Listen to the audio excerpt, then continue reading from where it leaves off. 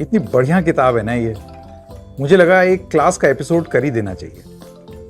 क्यों? नमस्कार, मेरा नाम है संकेत उपाध्याय और आप देख रहे हैं double check class double check पर। और आज हम बात करेंगे इस किताब की जो मुझे लगता है बनी तो बच्चों के लिए है, लेकिन जरा हम सभी को अपने घर में रख लेनी चाहिए और हम सबको ही पढ़ना चाहिए इसको। तो इसके कुछ अंश एक्सर्प्ट्स आपके सामने जरा लेकर के आऊं। इस किताब का शीर्षक है the great book of rules of India, our constitution, हमारा संविधान। साक्षी विजय जी ने इसको लिखा है और बच्चों को कैसे संविधान समझ में आए वो समझाने का प्रयास किया है। लेकिन क्या है ना कि ये जिस तरीके से लिखी गई है, ये सिर्फ बच्चे ही नहीं, दरअसल बहुत सारे एडल्ट्स, उनको भी इस किताब की सख्त जरूरत है ताकि उनको समझ में आए, बच्चों की जबान में समझ में आए कि ये बचकानी बात नहीं है बहुत गहरी बात। आइए शुरू करते हैं। सबसे पहला इसमें चैप्टर है why do I need this book, ये पुस्तक चाहिए ही क्यों। तो इसमें फिर समझाने का प्रयास किया है। इसमें लिखा है Aryan wants to play in the park, Aryan को पार्क में खेलना है।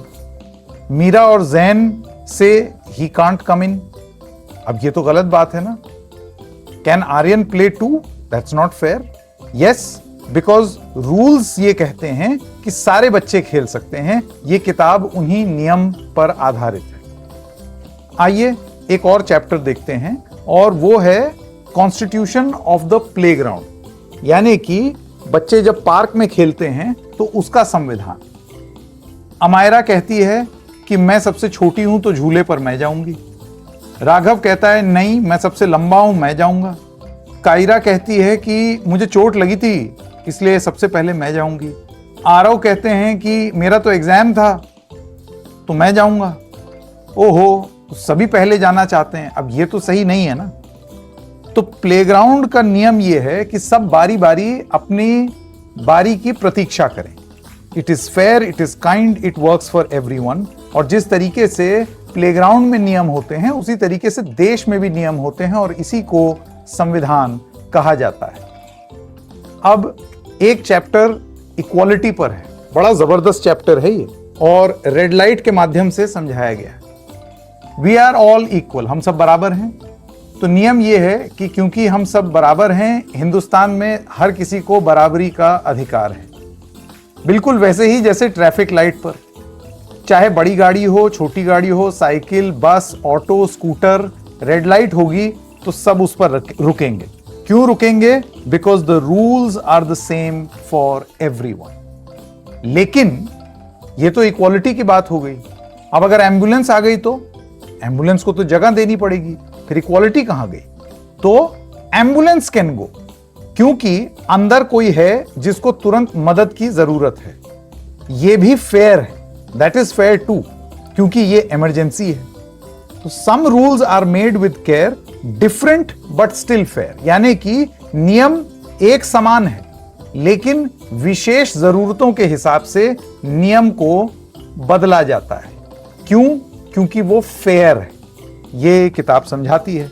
नीचे लिखा भी हुआ है, equality means we all follow the same rules but sometimes when someone needs extra help we help them first. तो ये एक सबसे बड़ी बात। अब एक चैप्टर है इक्वालिटी पर, फेयरनेस और इक्वालिटी में एक और, equal treatment of equals. Equality को आप परिभाषित कैसे करेंगे? सब लोग एक लाइन में लगे या फिर बराबरी का एक मुकाबला हो या मैदान बराबर हो और लोगों की कमी के हिसाब से मैदान को बराबर बनाया जाए। अब ये देखिए परिस्थिति क्या इस किताब में है। ईशान, अर्ना और विराज सब 5-5 साल के हैं। वो एक रेसिंग कर रहे हैं, they are doing a race. अब वासु वो 2 ही साल के हैं, अब उनको भी दौड़ना है, वो रेस में भाग लेना चाहते हैं। लेकिन वासु के पैर बहुत छोटे हैं, his tiny feet and can't run as fast. बाकी लोग तो पछाड़ देंगे उसको क्योंकि 5 साल के हैं, वासु तो पिछड़ जाएंगे, पीछे रह जाएंगे। तो वासु को थोड़ा सा हेड स्टार्ट दिया जाता है। Vasu gets to run before, कुछ कदम आगे। इसको कहा जाता है being fair, not just being the same, यानी कि आप फेयर दिखें। बराबरी का मतलब, इक्वालिटी का मतलब ये नहीं है कि वासु भी खड़े हो जाएं उसी लाइन में। उनको थोड़ा सा और मौका दिया गया कि वो जाएं, थोड़ा आगे चल लें, ताकि तब समानता और बराबरी का फर्क कितना जबरदस्त यहां पर दिखाया गया है। अब चॉइस के ऊपर एक चैप्टर है, पूरी किताब नहीं पढ़ूंगा वरना फिर आप लोग खरीदेंगे नहीं, सब कुछ यहीं जान जाएंगे, वो मैं होने नहीं दूंगा। तो यहां पर क्या है, you are free to choose. Bharat के बच्चे वो आजाद हैं ये चुनने के लिए वो क्या खेलना चाहते हैं, कि क्या पहनना चाहते हैं, क्या खाना चाहते हैं, किससे दोस्त रहना चाहते हैं और कौन बनना चाहते हैं। इसकी आजादी उनके पास है, संविधान ये आजादी देता है, great book, rule book of India, constitution. लेकिन फिर उसमें कुछ जिम्मेदारियां भी हैं, और जिम्मेदारियां कैसे समझाई हैं जरा वो देखिए। मेहर एक बर्थडे पार्टी में गई, वहां बहुत सारा खाना था। अब क्या है कि व्हाट टू ईट, आप क्या खाएंगे, इसकी तो आजादी है। तो मेहर को लगा अरे वाह, आजादी, तो मैं तो कुछ भी खा सकती हूं। तो मेहर ने चुना कि मैं सिर्फ जंक फूड खाऊंगी, मैं चिप्स खाऊंगी, मैं चॉकलेट खाऊंगी, मैं कोल्ड ड्रिंक भी पीऊंगी, क्योंकि ये तो मेरी चॉइस है और मैं खूब सारा खा जाऊंगी। लेकिन फिर पेट में दर्द शुरू हो गया, मेहर बहुत दुखी हो गई। तो आजादी का मतलब यह है कि चुनना कि आप क्या करना चाहते हैं, लेकिन आजादी का मतलब यह भी है that you have to be responsible for what happens next. यानी कि आपने आजादी से जो चुना, फिर बाद में आपको उस आजादी के मायने भी पता होने चाहिए कि अगर आप आजादी से कोई चीज चुनेंगे तो उसके परिणाम क्या होंगे। अब देखिए, मेहर ने जंक फूड खाया, पेट में दर्द हो गया।